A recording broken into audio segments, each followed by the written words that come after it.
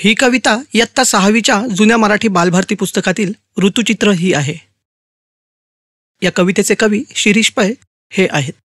रस्ता गेला दूर दूर, झाडे दुतर्फा लागली, पसरली वाटभर त्यांची विपुल सावली.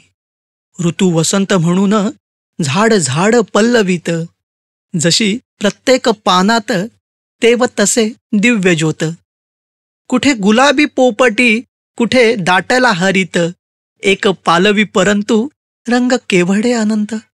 रंग देखता देखता डोळे आलेत भरून, झुलू लागली पालवी अंग प्रत्यंग मधून. घमघमला सुगंध आला परंतु कुठून, आहा केवढी ही झाडे पूर्ण गेली मोहरून.